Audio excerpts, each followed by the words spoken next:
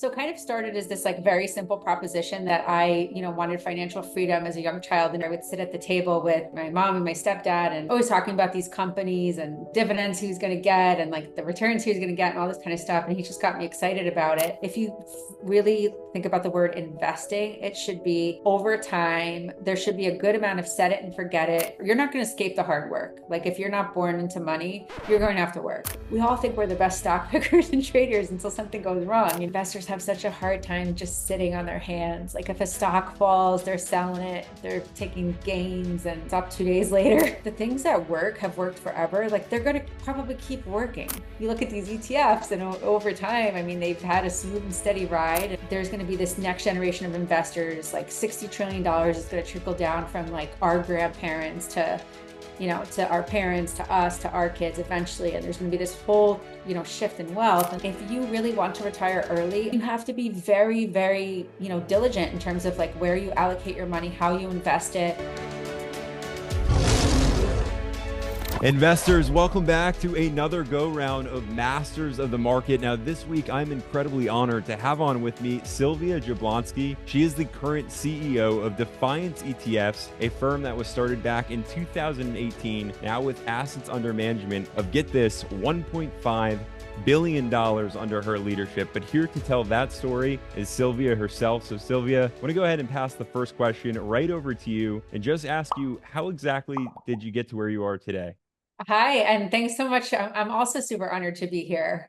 So glad we're talking today. Yeah, so I think I got here. Geez, how did I get here? I guess it was a long time ago now, but my background is essentially, finance and economics in both undergrad and grad school. So, I always had an interest. When I was about 11 years old, I remember I would sit at the table with my mom and my stepdad, and they'd always be watching like CNBC, and he'd be reading the Wall Street Journal and always talking about these companies and the dividends he was going to get and like the returns he was going to get and all this kind of stuff. And he just got me excited about it. I quickly figured out that investing leads to earning, right? To earning, to kind of growing your nest egg and all these kinds of things. But when you're 11, it's more like, well, I want to go skiing in Colorado and they're not going to pay for it. And so maybe I can invest too. And, so kind of started as this like very simple proposition that I, wanted financial freedom as a young child and didn't want to like have to ask my parents for $20 to go down the street and do something. And then, it was kind of like a naive view. And so I started just, paying more attention to it, watching to it. And then, by the time I was in high school, I was just like completely obsessed with stock markets and investing and economics. And so I was one of those kids who kind of like knew what I was going to graduate in and what I was going to study. And I just liked it a whole lot from the beginning. And then I kind of took the classic, path out of college, went to Boston College for any Eagles fans out there. But, and then after grad school, like I took a path of kind of the banking world, right? And I landed in equity derivatives. And so when you're young and you're out of school and you work at a bank, they kind of, you're kind of like hired into one of those groups where you have a lot of young people doing different things. You do these rotations and kind of, see different things, whether it's like operations, sales, trading, and I landed in equity derivatives. And so for the first couple of years of my career, I was working with, covering hedge funds and pensions and large institutions for their equity derivatives needs, right? So I learned a lot about like swaps and options and just Delta One types of products, and so I did that. I worked in sales trading, and then at some point, the ETF provider, and the ETF providers were clients, and we were doing trading for them. But at some point, I think it was around the time of the financial crisis, I started getting really excited about some of the clients that we were working with, and they were levered ETFs. They were like these high volatile 2x, 3x, daily funds that were great for a specific type of client, right? And like I was just attracted to these products. And so around that time, I got the opportunity to join a firm that basically, managed these products. And so at that point, like I thought to myself, when you work in, like when you're young and you work in one of the big banks, at least I think things are changing now actually, but when I graduated college, when you were young, the goal was to get to a big bank, to like, whatever name brand investment bank, and stay there. And then you're going to do well there financially and whatever. And that's all true. But I got to a point where I was sort of like a little bored maybe, and I knew that like I could carve a different path there, and I could grow and, get into leadership there, and had an awesome experience there. But I just wanted to kind of do something new. I learned about this levered inverse ETF company. It's called Direction, actually. And then I joined them, and I joined them when they were kind of like a year in, so pretty small company.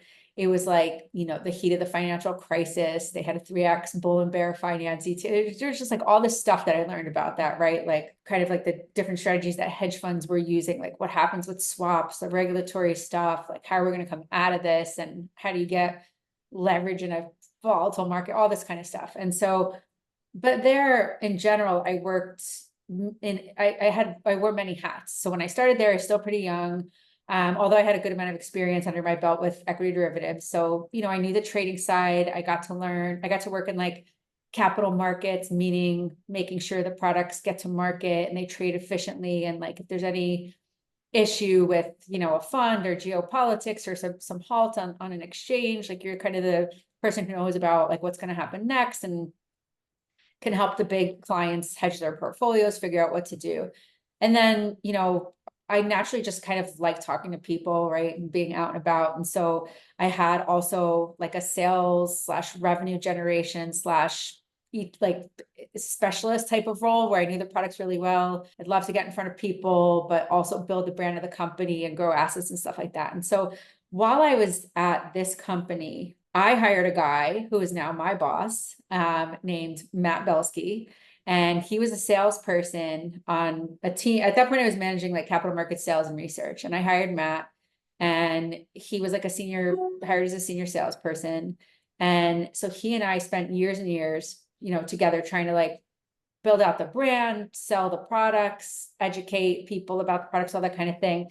And we had this, and I had this relationship with like many people on the team, but Matt and I just really we really clicked. We had that same hustle. Like we wanted to, we kind of like wanted something of our own one day. And like, we loved the company. We were so happy there. And like, we wanted to do it ourselves. And we were always, we had like, I don't know, we would spend all this time in cars and probably had like 100 different business ideas that never came to fruition. Right. And then the thing that we were actually doing that we were really good at, like from the beginning is the one. So he left Direction. He started Defiance ETFs, and kind of cool story there. His family, he's the descendant of the Belsky brothers. So the movie Defiance is about his family. Wow. Then, and his grandpa and his uncle basically rescued over 1,000 Jews from, concentration camps during the war. And the movie Defiance was made about the family. And so he has this legacy to that word, defiance, and really bringing something to that brand and doing something unique and disruptive and like in the spirit of his family and his tradition.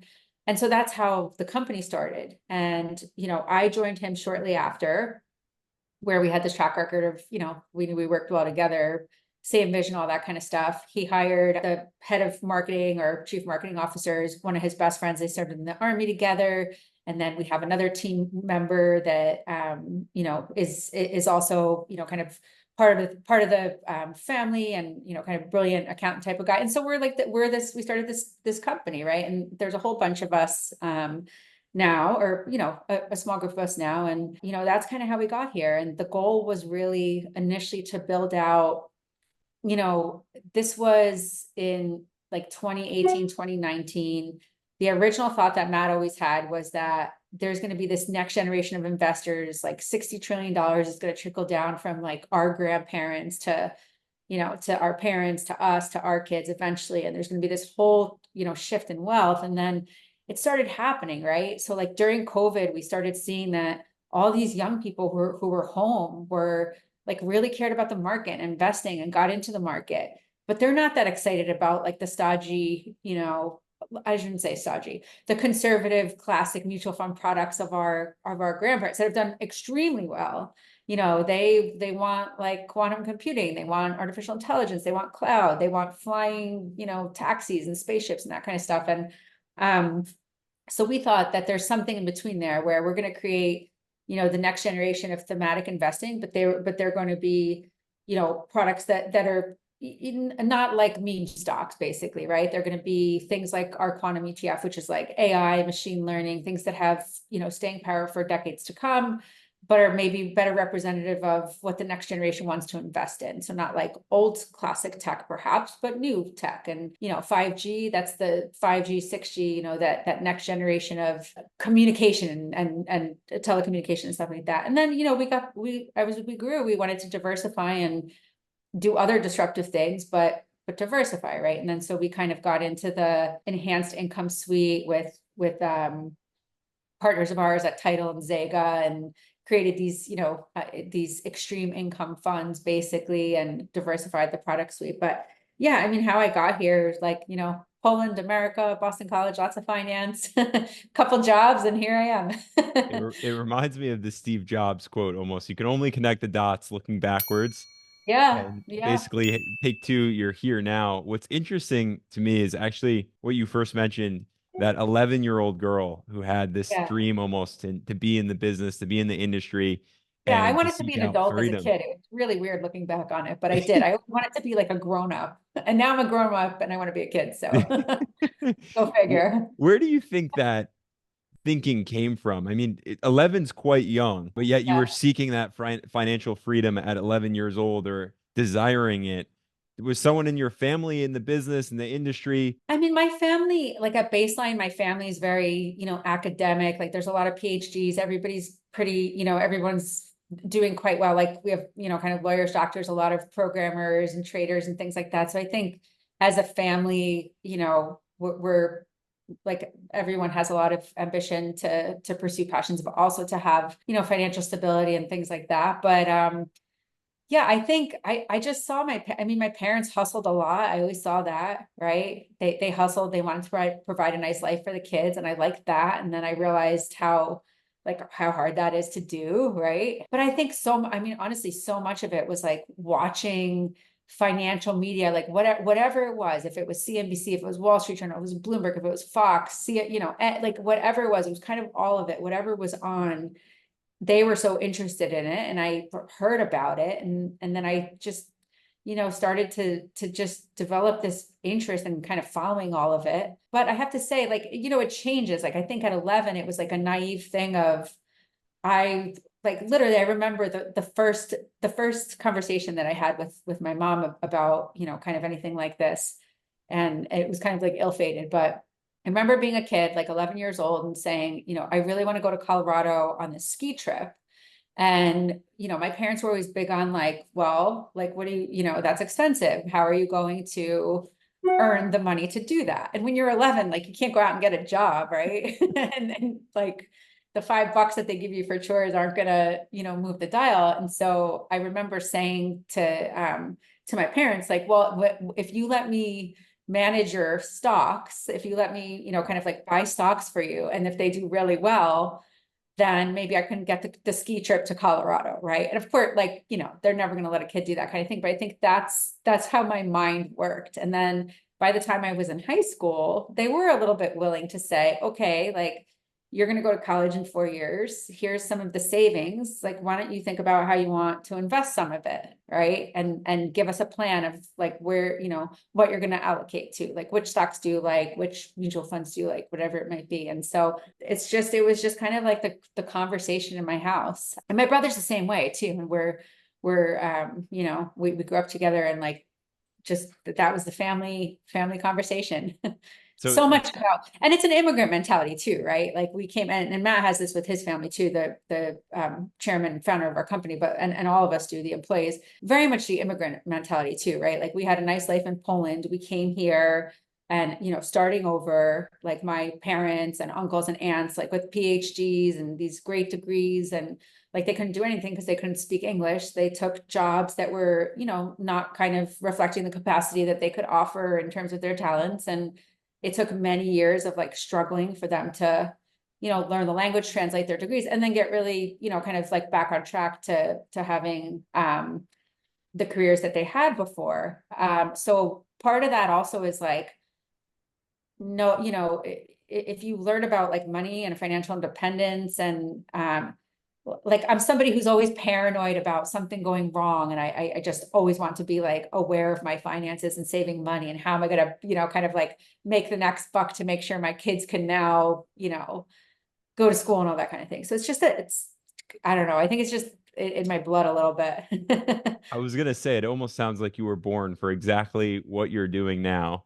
And the path was like just beautifully unfolded for you to get there. From your standpoint, I mean, now that you're CEO of Defiance and Mhm. you've quote unquote made it, right, in the industry here, what Oh, would you no say to way. Not not even yet. close. No, not even close. Not even close. What would you say to all those who are seeking financial freedom through the means of like, financial independence, retire early? Is that Yeah. a pipe dream?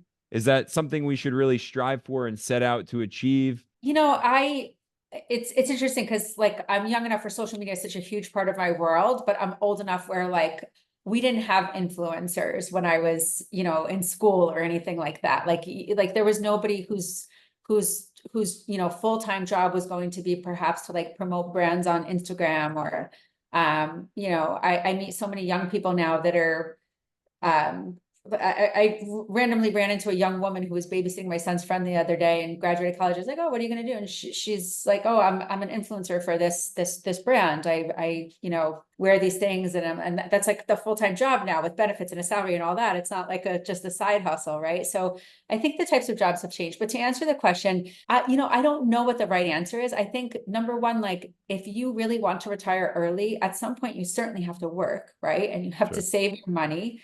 And you have to be very, very, diligent in terms of like where you allocate your money, how you invest it. You can't spend it, you have to be wary of, kind of your purchases, your lifestyle and things like this. I mean, I know a lot of people who do this actually. They left New York City around COVID and went somewhere else in nature and they have a tenth of the expenses and they do a tenth of the amount of work and they love it. So there's that person. There's also the person who wants to retire early but be a multimillionaire, right? Sure. And so like, I mean, well, who wouldn't want to do that, right? And I do think that all of these things though do take a whole lot of planning. I think that it takes hard. You're not going to escape the hard work. Like if you're not born into money, you're going to have to work and you're going to have to work and earn money and be smart about how you invest it and, take jobs that if you're looking to retire young, pay well. I mean, these are things that I think have to happen. For me, like I don't really ever want to retire. My feeling on retirement is I don't ever want to worry about finances and I want to be able to, be able to slow down and just again, like give my kids whatever they need, college educations, good schools, all these types of things. But I love doing what I'm doing. Like I'm probably going to be very, very old and somebody's going to be trying to push me out the door because it's been too long and it's just time for the new talent to take over. But like hopefully I'm 100 when that happens. The next runner up to Buffett. We could Yeah, say that. exactly. Like I love those guys. I love I love what they've I feel like, it's so interesting because, around the announcement of the death of Charlie Munger, like I actually, there's this like emotional aspect to it where I just think like they just created something like so big and beautiful. You might not agree with you might not agree that like their views on Bitcoin or whatever it might be, right? Like they certainly have their views, but I just love like the passion, the dedication, the way that, they kind of like touch everyone, like young Sure. investors to elderly investors. I got so many texts from former interns that are super young guys now and they're like so sad about Charlie Munger, and I'm like, so glad that they know who he is, right? Because I I think to answer your question in a very long-winded way, I don't think you can really escape at some point working and you can't escape being, responsible, financially responsible.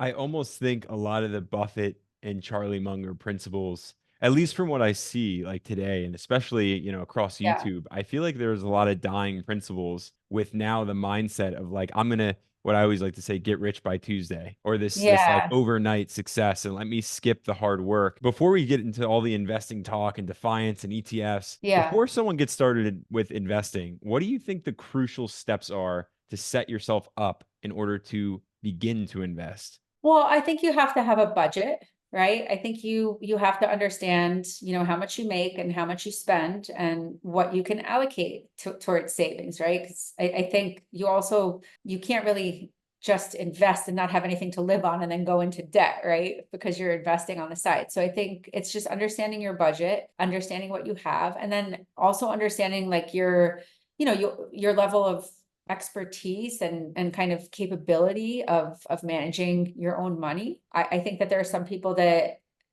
are perfectly fine with just putting all of their money into a broad-based index forever.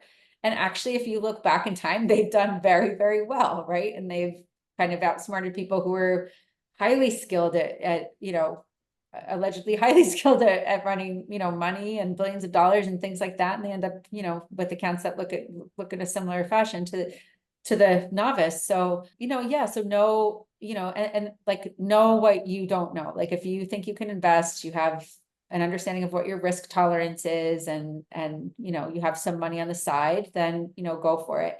If you just have no idea where to start, I think it's very easy now to find a financial advisor, even for a young person. Like you don't have to have a lot of money. You can just, whatever trading platform you trade on, most of them like SoFi, Schwab, whatever you use, they have a lot of education now available. There's a lot of great YouTubers like yourselves that, get out there and provide information to people. So you can do it through influencers, you can do it through social media, you can do it through trading platforms. Just try to educate yourself and decide, what you want to do. And again, like if you're working on a trading platform, like oftentimes they'll help you. They'll have some model that you can allocate to, or they'll give you ideas. And so suck up all the information you can and, start there. Is there a way that an investor can get to know their risk tolerance before they get invested? Yeah, I mean, I think on a basic level, age and, kind of like your lot in life go a long way. So I think if you're a younger person, you have a higher risk, like we all sort of know the 101s of that, right? You have a higher risk tolerance. You're not really necessarily looking to live off of income. And so you can take some chances, I would say. And, if you have a family and children and, you're kind of closer to retirement, you probably do different things. You probably are way more focused on lower volatility types of products that provide you with some income or earning potential. And then obviously, if you're retired, you're probably just I mean, depending, right? If like there are a lot of people who are retired that love trading and stuff like that, but like in terms of just investment, it's usually fixed income, for kind of the duration of your time. And I think that those are, so low risk on that end and higher risk when you're young.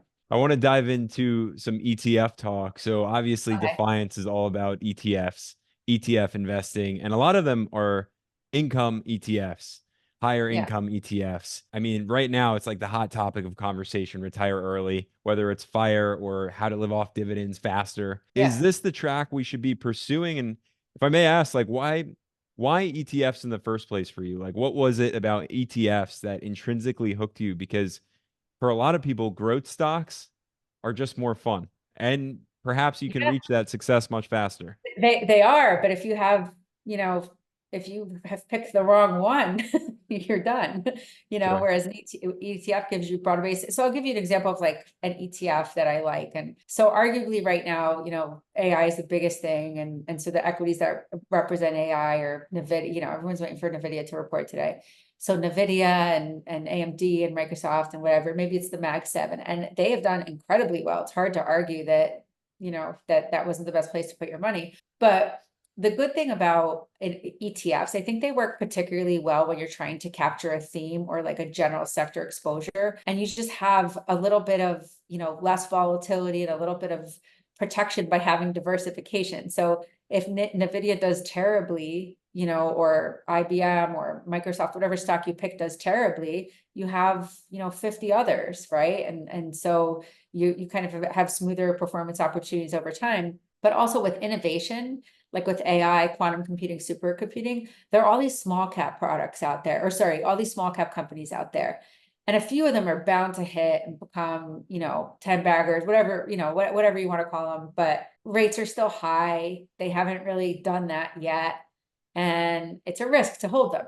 But if you have an ETF that has NVIDIA, AMD, Microsoft, and then has some of those holdings in it, the Mag 7s are a ballast for the little guys. And so I think that ETFs are great tools to diversify when you want exposure to a particular index or sector.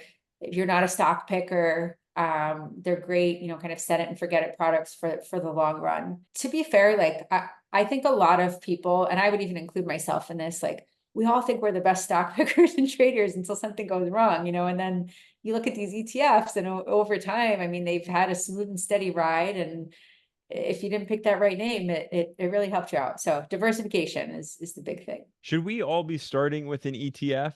So there's a lot of investors, that I've Yeah. either had on who started immediately with individual stocks and then went into Yeah. ETFs, or on the opposite side, they started with ETFs and jumped into individual stocks, perhaps then a Yeah. mixed bag at some point. Where would you recommend to start to build an actual portfolio? So I think you should have some fun with it, but I think it should be a mixed bag. So for example, I have a 2 and a 4-year-old, and most of what I have invested for them are broad-based indices. And then I have like 4 or 5 stocks that I think in the next 5, 10, if they're so young, right? 15 years, you're just gonna, take off or could take off, right? Sure. And so and that's like the risk component. They're so young, right? And so I get that, stable performance of the index to kind of like take that savings and, compound growth when it's time for college and whatnot, but then some other stocks in there to maybe juice it up and have some fun. Yeah, so for me, it would be a mixed bag. I think if you're not familiar with investing at all, it's a really great place to start with ETFs. They're super cheap to buy now too. Most of them have really low management fees. And then when you start learning about stocks that you really like, like if you love iPhones and iPads and you think, I mean, then invest in it, right? And I think that's a really good lesson. And I think if you're very young and you're investing, unless you're really just like flat out gambling and just doing like straight meme stocks and straight crypto with like nothing that's kind of like fully low vol, and you're going to be fine. I mean, broad-based portfolio diversification, you're going to be fine. I want to But ask, so I don't take away from anyone that just wants to day trade and have a good time if they can afford to do that, right? And if it's like the portion of their money that they have set aside to take risks with and whatnot.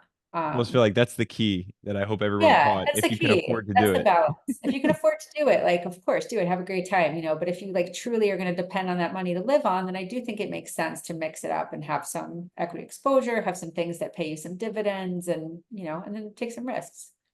Is there such thing, in your opinion, as too many holdings? Because I mean, across investors that I've had on, some Yeah. investors go with, I don't know, 5 to 10 holdings and then maybe an ETF or two. Other investors are loading the boat on, say, like 60, 70.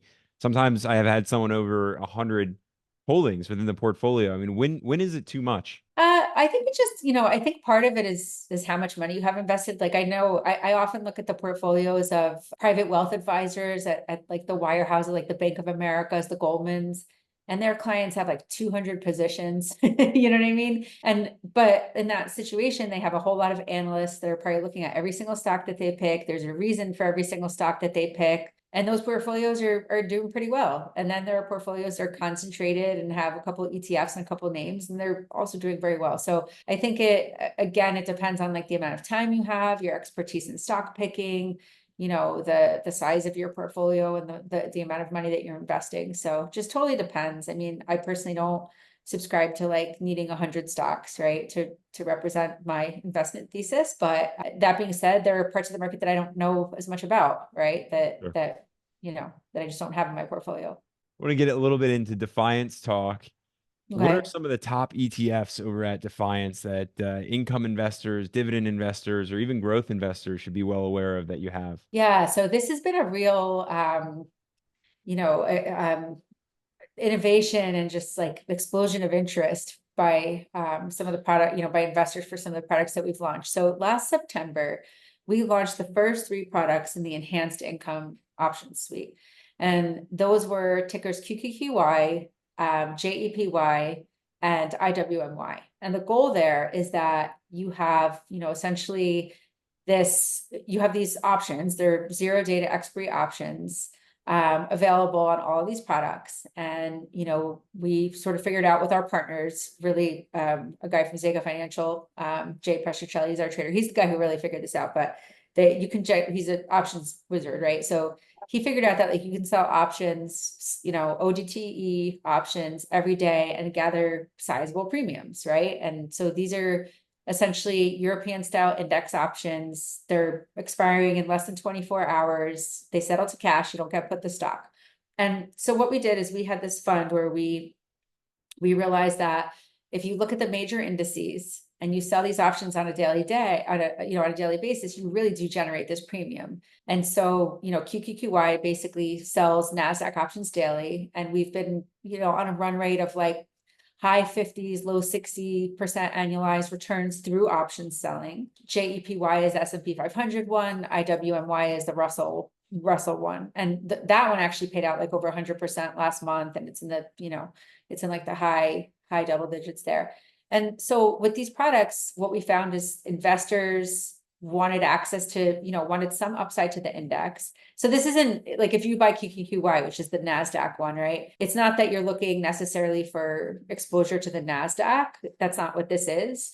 It's because you're looking for enhanced income with some exposure to the NASDAQ index, right? And so with these products, you get extrinsic value, which is selling the options, and we distribute that monthly. And then you get intrinsic value, which is the distance of the index itself to the, kind of the strike price within that option too. So you get a little bit of upside. And what we figured out is these products work great in different environments. So if, let's say, the underlying index is down, QQQY will outperform better because we get the income on that day, right? So it won't fall as much. Like you'll experience the downside, but it won't fall as much.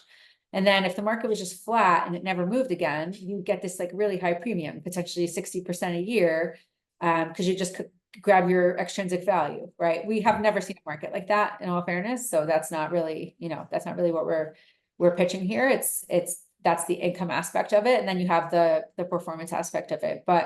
And if markets are up, you get some participation of the upside and you get the full dividend. And so the way that these look is like lower vol versions of the main indices. You get, you have the drip, you reinvest your dividend, and you get this solid double digit, total return on these products. And so we launched it for people who are like wanting to live off of income and dividends and either reinvest them, take some portion of them. So those grew to like 500 million pretty quickly, like in a couple of months. So to your point, a whole lot of people are looking for dividend products and a new mousetrap to get more divs, get more income. And then we have a couple more. We have SPYT, which is an S&P 500 one. And that one was more for, so the first three, we think like those are reinvestment products, right? You take the income, you reinvest and you buy shares at a lower price, like when the NAV falls, and over time, you get this like, kind of like awesome growth in your portfolio. With SPYT, it's more for the client that wants the steady Eddie return with a steady NAV. So that one seeks to return 20% a year, but then the NAV will stay stable, like we're capturing more upside than the other ones. So that's more of like the client who like actually just like really wants to take that income or most of that income anyway and isn't looking for a drip product. And then we have USOY, which is an oil product. So exposure to oil plus income, geopolitics, everything that's going on. It's super interesting product to have. And and we have a treasury one too. But yeah, the goal of these is to provide their alternative income ETFs. I'm super curious to know because, a lot of these ETFs that you have, right? Like you said, the steady Eddie income coming in, are they more geared towards the retiree or those nearing retirement? Would you No. recommend for youngsters to get involved with these ETFs? So the overwhelming clients of these products, I mean, we definitely have a lot of institutional clients for sure, like hedge funds and RAs, kind of professional managers that really know how to like, take the income and either reinvest it in our fund or reinvest it elsewhere. They're portfolio managing our own portfolio management strategy, right? To optimize it for their needs. But by far, like the biggest interest has come from like young retailers. Like they just will, and even like mid-career people that they just want to drip and leave it in their retirement accounts forever, basically. Oh, it's fascinating. It's a new wave, I feel like, of investors. And Yeah, for we're sure. all really interested, in the leveraged ETFs and options ETFs that are out Yeah. there, which is really exciting. But I'm curious to know from a fee standpoint, because it's always said, even Warren Buffett said it best, right? Like just invest in the S&P. Why Yeah. not just invest in the S&P as opposed to one of these funds that you have? Yeah, I mean, you could, but the difference here is like the income that you're going to get from the S&P might be like a 1.5% yield right now. And this will be, like a 40% yield on the S&P using the enhanced option. So there are just more sophisticated ways to do it, but I wouldn't say replace your S&P exposure with this. I'd say throw it in there to get a little more income, and then you'll get, a more balanced portfolio that has S&P 500 exposure plus, additional enhanced income. So I just think that, I'm big on like the things that have worked forever. Like they're going to probably keep working, but there are also some really good ideas that can enhance what you're doing. And I think that's where we come in, right? We're just trying Sure. to enhance what you already do. I love that. So it's almost build your foundation with a solid Yeah. fund, and then from there start to look into funds, say from Defiance, and add on Yeah. to that foundation. What would be a healthy split? Like how much should we have in this, so let's say S&P fund versus having some more fun than with a Defiance fund? Yeah, and so I think, it kind of depends on each person and, kind of the stuff we talked about before, right? Like what suits them best or just like how their portfolio strategy works. So on the professional side, a lot of times we'll hear advisors have, they're not like really doing the like an 80/20 or like a, whatever 60/40 or whatever it might be. Like I think that those like strict constructs have changed a little bit, but a lot of times they'll tell us that up to 20% of their portfolio will be in income related products. And so they'll hold all of these and like some mix of all of these. In terms of individuals, again, totally depends. Like those who are looking for income, a lot of times if they're like, mid to later on in their life, maybe all they use is income products, right? And then, younger people, it's like somewhere in the middle, but they're usually like less inclined to put like they would probably be more into QQQY than SPYT, whereas someone who's about to retire is probably more into SPYT than QQQY.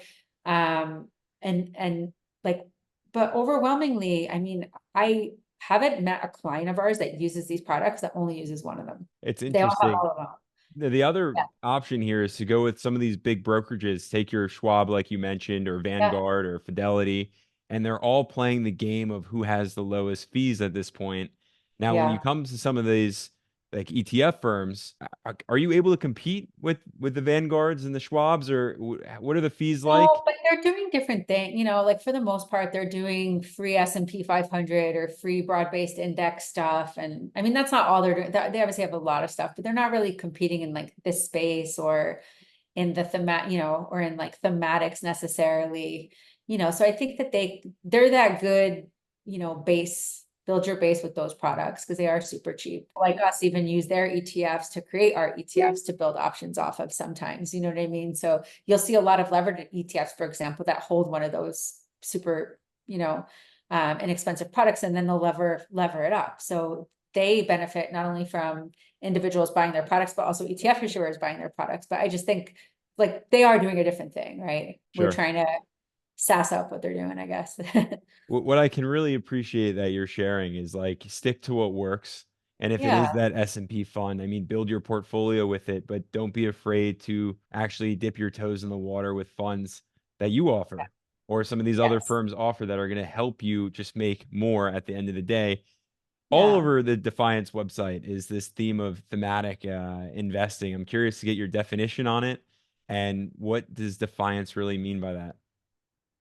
Yeah, so I think it's a great question because I think it's gotten such a bad rap because there were so many ideas on a particular trend that was popular at that time. Everything from like, what is Nancy Pelosi buying today? Let's make an ETF on that. What is Kramer buying today? Let's make an ETF on that. Like, what are the memers doing? Let's make an ETF on that. And those just aren't sustain. They're a lot of fun. They're really cool ideas, but I think that they're really hard to like sustain in terms of risk appetite, volatility, when some of the stocks and those things are just move, that like you're rich one day and broke the next. But I think, the way that we think about themes is really, the evolution of disruptive technology. And even that word, I think people are getting a little bit hung up on, and it's overused. But the way we think about, disruptive is like AI is the best example, right? AI is something that is going to disrupt technology.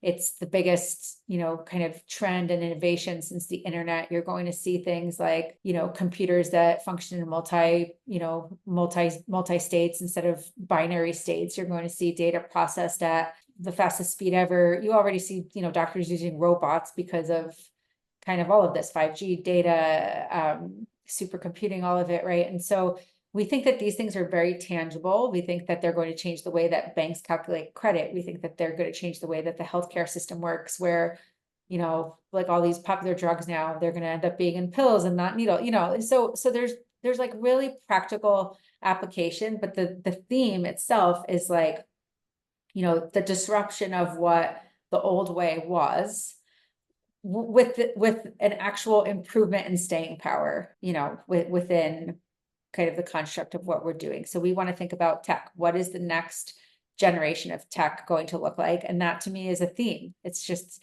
progress on something we already know. And that's how we think about it. We're not trying to, be cute. And we all have, as ETF issuers, launched products that were responsive to whatever, something that was so popular at the time. And, you think as a business leader, like, we have to capitalize on this. Like, this is what the market wants, like put it in a basket. And, there's so many great examples of products like that have failed, but there are also some that have really good staying power. And so we're focused on keeping those around. I'm curious to know from your standpoint when it comes to now like picking stocks or picking an ETF, what's the Yeah. ideal process? What should we be looking into metrically speaking, or on the ETF front? Like, what do we even look for? Yeah. So, I mean, if there's something that you believe in, like say you believe in machine learning or you believe in cybersecurity, you can like look up all the different cybersecurity ETFs and then just have a look at like, what are the stocks in them? You can compare performance, obviously, on a high level. If you think like performance is the best gauge and you kind of want to see what stocks are in there and see, which one you like best and fits your investment thesis best, do some investigation that way, compare them on fees. And yeah, I mean, you can kind of like make the best choice that way. I think one thing that people do is often like just pick products that are the most popular, and they don't always perform the best, just because it's popular doesn't mean that it's actually more liquid or actually better, or if it's a smaller issuer you've never heard of versus Vanguard, for example, it doesn't mean that that smaller issuer doesn't have a really good product too. So just look under the hood. All ETF companies, we love getting phone calls from people. Like we love it. I mean, I love it. I got a call from a college student the other day asking about one of our ETFs, and it was like the most intense call I've had the whole year, questioning about our methodology. We love that stuff, and we're willing to give you the information and we, and help you out and make you a partner with us. If you like one of our products, like hopefully you'll look at the others. And there is some organic, kind of like growth amongst clients with this stuff too. Sure, it's something I feel like I didn't even ever think of myself. So to know that other people are calling in to ask the Yeah, questions, for sure. is For there anything sure. else that you think we're the masses, I'll say the average Joes, that we're not doing that we should totally take advantage of? I think it's just that. I think take advantage of the information that a live voice can give you. If you're unsure about a product, if you're unsure about how it works, and you're hearing stuff about it, you really like it, you're following it on social media, but you don't really feel comfortable with the strategy and how it works, give a call to the ETF advisor, or look at their website and look at the materials. Cause sometimes like you might be investing in something that you don't expect. And like, we get that with our income funds all the time. For example, people will say, well, a QQQY is like, the NASDAQ, that it rallied, 10% in the last couple, like, why is this? We're like, this is an income fund, right? We're looking to generate income through selling options. So we're not looking to, like if you want Tesla performance, you got to buy Tesla, right? If you want income, you buy the enhanced income fund. So I think just kind of like knowing what you're what you're buying and understanding it. Yeah, you can reach out directly to the ETF issuers and they'll tell you whatever you need to know. I want to get a little bit macro because there's, of course, a lot going on as we speak macro wise. Now, we're all Yeah. waiting for the words from Jerome Powell to hopefully come down with those interest rates at some point. I Yep. have a feeling we won't see those cuts until maybe into next year. We'll Mhm. see. But we're also then battling inflation. I'm curious just to get your standpoint on macros. What's going on? What can we expect? How should we be investing? Yeah, so I think that it's really interesting because in 2022, I felt like we were in a bear market. We were in a tech bear market for sure. And I was just buying up like that was my dollar cost averaging year, and I just like tech stocks were down 30, 40, 50%.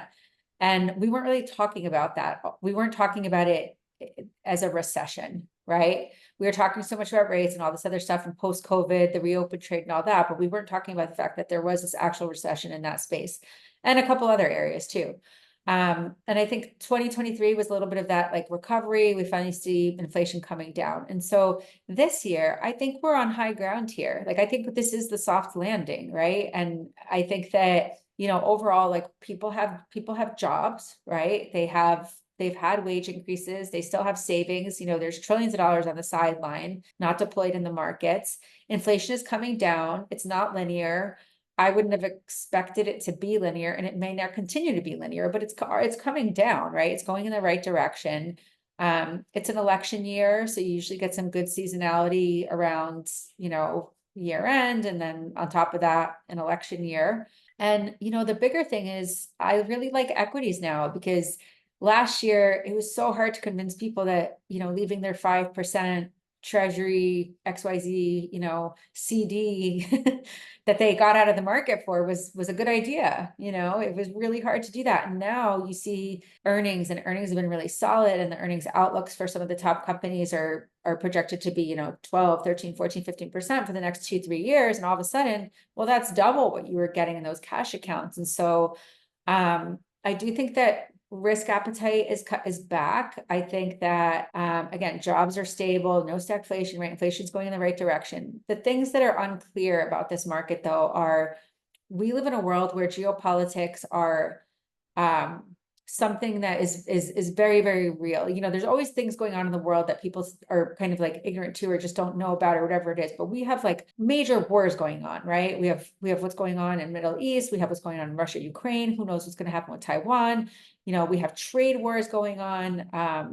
And any of these things can play an impact in markets. And so I do think that there's the stuff that's out of our hands is the stuff that I worry about. I'm not so worried about inflation. I'm not so worried about whether or not he cuts this year. I agree with you. It's either going to be late in the year, it's going to be next year, but I don't think it matters so much, because the cut is the next thing and not the hike. And yeah, so I feel good about markets right now. I do. Now, I just got an email the other day, a couple days ago at this point, but it was someone who's nearing retirement. And he Yeah. asked me pretty directly, what ETFs can I get invested into, or what dividend stocks can I get invested into for dividends? I just lost my job.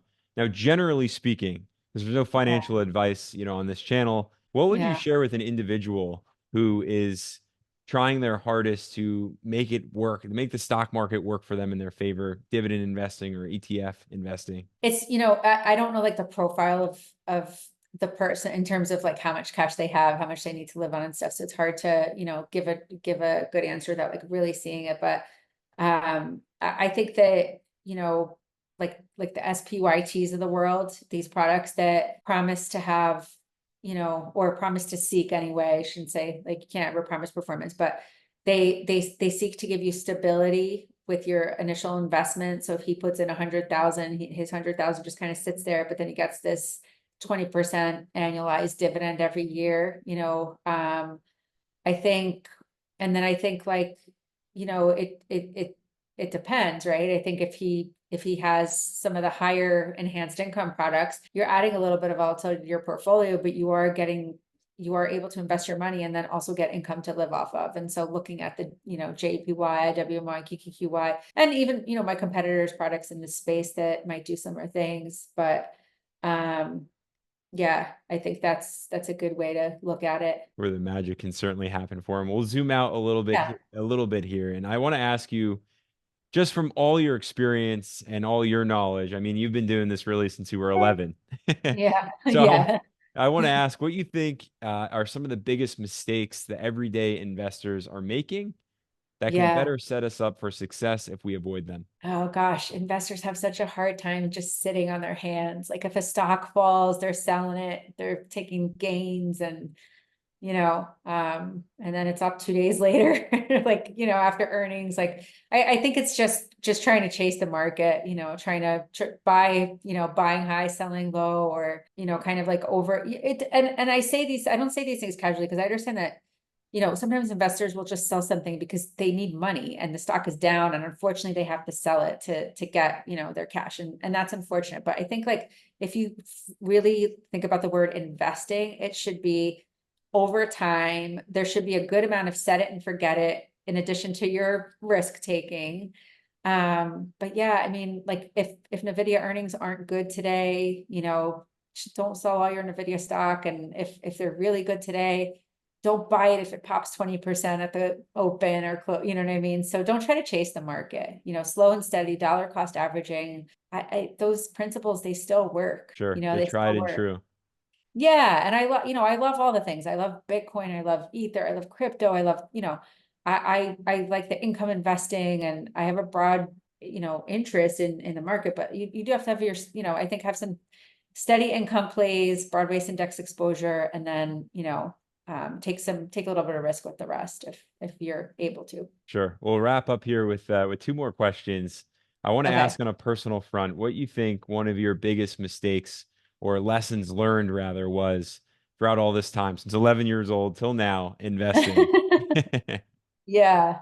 Well, I think, I now have a lot more discipline with investing, right? So I have made those mistakes before of, like owning a stock and watching it run up and kind of, buying it like a little bit too high, and, knowing that, like not knowing that it would have just pulled back 2 weeks later and I would have gotten in at a better level. But, I kind of understand now that stuff just doesn't matter. If you consistently dollar cost average over time, you're going to get, a smoother ride. That's a lesson learned. But from an ETF provider standpoint, I think it's that you can have the best idea, and if the market just doesn't want it, or doesn't, the timing is off, or, like we've had some amazing funds, I think that were really great ideas and they just didn't take, and you have to kind of not be emotional about, product development. You have to let the market tell you what it wants, and really, try to invest in the products that people really want to trade, and build resources around them. And I think a lot of ETF issuers would say that too, right? Like the products you launched that just didn't take off.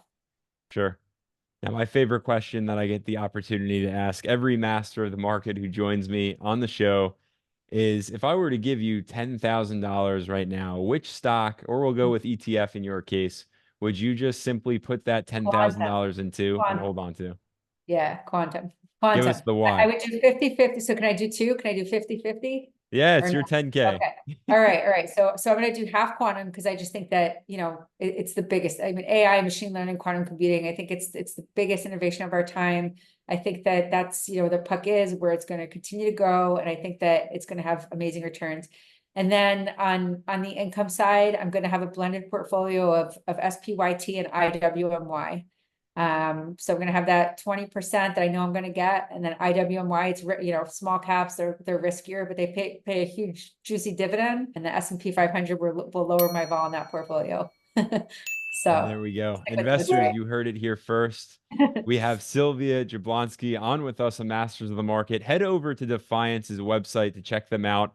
Personal favorite ETF of theirs for me was QQQY, but definitely a lot of products that they have that they can really help you with your portfolio and your financial goals. Again, Defiance, go check them out. Sylvia, I want to say thank you so much for joining me on Masters of the Market. Of course, I hope a lot of our viewers actually give you guys a call and check out some of those ETFs with you. But investors, until next time, we will see you all there.